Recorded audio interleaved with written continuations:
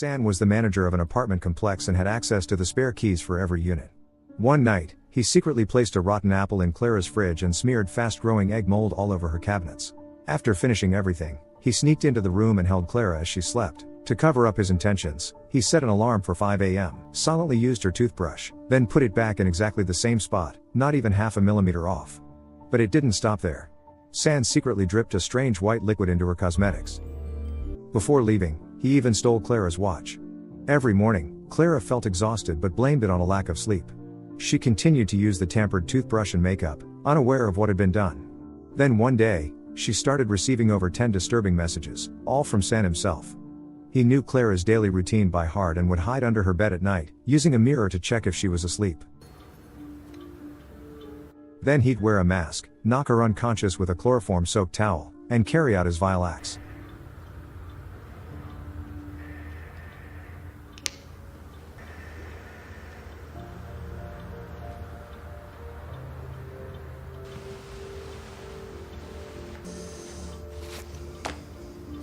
Everything seemed to go unnoticed until the girl next door caught on to his strange behavior.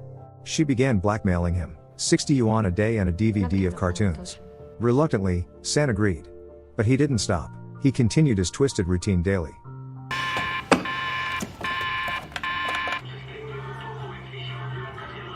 Over time, Clara began experiencing itching, rashes, and a decline in health, never suspecting the true cause was the drug cosmetics and nightly exposure to sedatives. One day, Clara asked San to come fix a leaking pipe.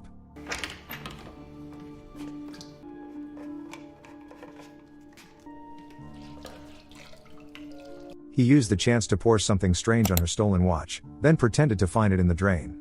That night, he returned, hid under her bed again, and eavesdropped on her phone call with her boyfriend. Then he knocked her out and repeated the terrifying cycle.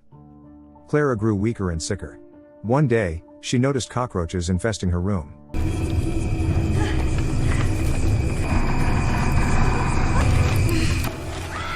Panicked, she ran downstairs to ask San for help.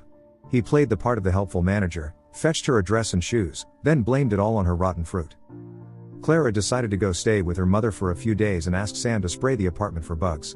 Meanwhile, the neighbor girl came back demanding a raise, now 100 yuan for her silence. San gave in again and began cleaning up the evidence, tossing out all of Clara's makeup, clothes, and spraying disinfectant everywhere.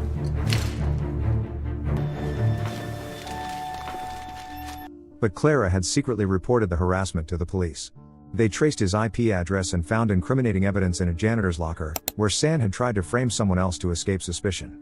San later called Clara, telling her the apartment was safe again. Knowing she would return that evening, he prepared his tools, wrench, rope, sedatives, and waited under the bed. What he didn't expect was Clara bringing her boyfriend home.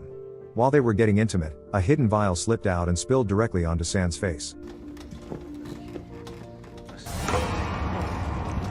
In a panic, he crawled out, tried to escape, but grabbed the wrong set of keys.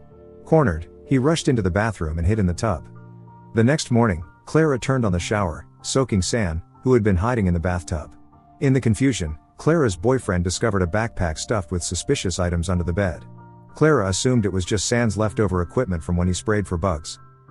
But when her boyfriend pulled out a notebook from the bag, San realized everything was about to be exposed. He seized the moment to escape from the bathroom, only to be caught right at the door. Clara, shocked, demanded, "Who are you? How did you get into my house?" San quickly made up an excuse, "I just came in to grab the pest control equipment." He explained that a tenant had needed a spare key, and that key was in the janitor's backpack. If he lost it, he'd be fired. Clara believed him completely, even handed him the toolbox herself. As San walked down the stairs, his hands were trembling. Inside that backpack was a notebook detailing every twisted act he had committed. The very next day, after repeated complaints about his absences, the building manager fired San and gave him 15 days to vacate the apartment complex. That meant he could no longer sneak into Clara's room. Around the same time, Clara and her boyfriend left for a health checkup and a month-long vacation. San sank into despair.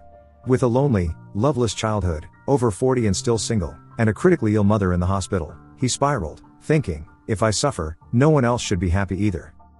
That night, San climbed to the rooftop, planning to jump.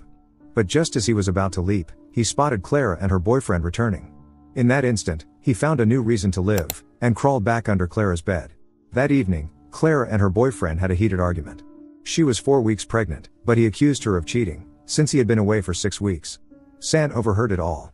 Once they fell asleep, San knocked them unconscious with sedatives, then calmly lay between them like nothing had happened. The next day, Clara's boyfriend called San over under the pretense of dealing with cockroaches. But it was a setup. He had found the bottle of sedatives hidden under the mattress. A violent struggle broke out. ¿Qué le has hecho? ¿Qué le has hecho?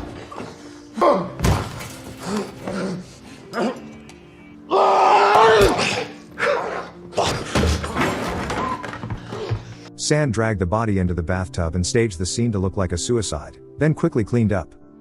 Just as he was packing to flee, there was a knock at the door, the police. Clara had called them after discovering the body. As the apartment manager, San had no choice but to cooperate with the investigation. He remained calm, confident he had left no evidence, but as he was leaving, he saw a slip of paper. "I saw everything." The only one who knew the truth, the little neighbor girl who had once blackmailed him. That night, San broke into her home. Though she tried to escape and scream, he had already knocked her parents unconscious. He dragged her onto the balcony, confessed to murdering Clara's boyfriend, and threatened to hurt her family if she ever told anyone. Terrified, the girl kept silent. The next day, Clara and her mother moved out of the apartment, believing the nightmare was finally over. But in truth, it was only just beginning. A year later, Clara received a package from San. It contained his notebook and a letter. After reading it, she was shattered. The father of the child she had carried was not her boyfriend, it was San.